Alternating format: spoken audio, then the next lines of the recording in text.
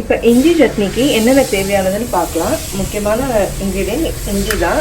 இப்போ இந்த அளவுக்கு இஞ்சிங்க இந்த மாதிரி 2 சைஸ் எடுத்துருக்கேன். அதாவது 3 இன்ச்சுன்னு சொல்லலாம். அந்த மாதிரி ஏற்கனவே கொஞ்சம் கட் பண்ணி போட்டிருக்கேன். இஞ்சி பேஸ்ட் எங்கிட்ட இருந்தது அதையும் எடுத்திருக்கேன். உங்களுக்கு அளவுக்காக இந்த அளவுக்கு 2 எடுத்துக்கணும்னு சொல்லியிருக்கேன், அல்லது 3 இன்ச்சு இஞ்சி. அடுத்து புளி நெல்லிக்காய் அளவுக்கு தண்ணியில் ஊற வச்சுருக்கேன். வரமிளகா நல்லா 12 எடுத்திருக்கேன்.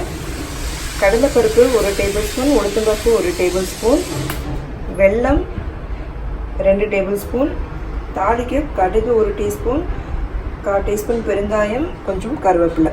இப்போ இது எல்லாத்தையும் நம்ம இப்போ பேனில் போட்டு வறுத்துக்கலாம். இப்போ இங்கே பேனில் நல்ல ஒரு 1.5 டேபிள் ஸ்பூன் அளவுக்கு எண்ணெய் சூடாக்கியிருக்கேன். அதில் இப்போ கடலைப்பருப்பு போட்டுக்கலாம்.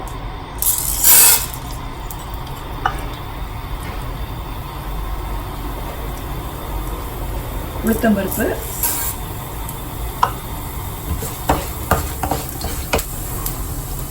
வரமிளகா,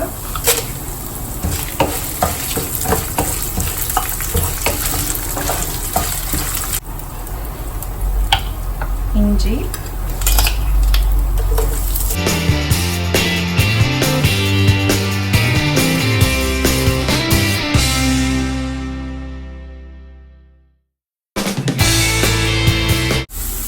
இஞ்சி போட்டு ஒரு 5 நிமிஷம் நல்லா வதக்கியிருப்பேன். இப்போ அப்படியே நல்லா ஆற விட்டுட்டு நல்லா கூலாகுங்க மிக்சியில் போட்டு இப்போ அரைக்க போகிறோம். இப்போ மிக்சி ஜாரில் இது எல்லாமே கூல் ஆயிடுச்சு. எல்லாமே இதில் போட்டுக்க போகிறேன்.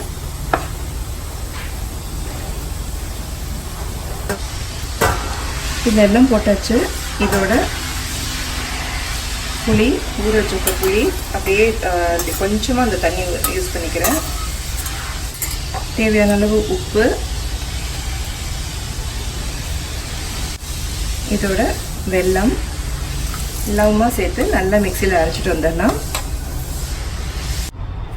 பாருங்கள், இந்த மிக்சியில் நல்லா பேஸ்ட்டாக நல்லா அரைச்சி எடுத்துக்கிட்டேன். தண்ணி தேவையான அந்த தண்ணி மட்டும் போட்டு இந்த மாதிரி நல்லா அரைச்சி எடுத்துக்கோங்க. இப்போ அதே பேனில் கொஞ்சமாக எண்ணெய் ஊற்றி நம்ம கடைசியாக தாளிக்கிறதுக்கு யூஸ் பண்ணிக்கலாம். இங்கே எண்ணெய் சூடாயிடுச்சு. இதில் கடுகு பெருங்காயம் தாளிச்சுக்கலாம். கருவேப்பிலை,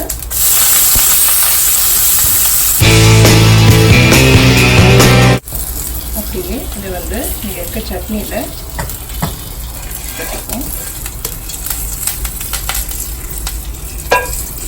இப்போ சூப்பரான இஞ்சி சட்னி ரெடியாக இருக்குங்க. இஞ்சி துவையல் மாதிரி நல்லா கெட்டியாக எடுக்கணும். இப்போ இது நல்ல ஆந்திராவில் அல்லம் பச்சடிமாங்க, ரொம்ப ஃபேமஸ். அங்கே இட்லி, தோசை, பெசரட்டு அப்படிம்பாங்க. அதுக்கெல்லாம் ரொம்ப நல்லாயிருக்கும், டேஸ்டியாக. அங்கே ஆந்திரா ஸ்டைல் இது. அதே ஸ்டைலில் தான் நான் பண்ணியிருக்கேன். ஆந்திராவில் எப்படி பண்ணுவாங்களோ அதே மாதிரி தான் நான் எப்பவும் பண்ணுவேன். நீங்களும் செஞ்சு பாருங்கள். பிடிச்சதுன்னா சுமதிஸ் கிச்சன்லேருந்து எங்கள் வீட்டு கைமணம் உங்கள் வீட்டில் மணக்கட்டும்.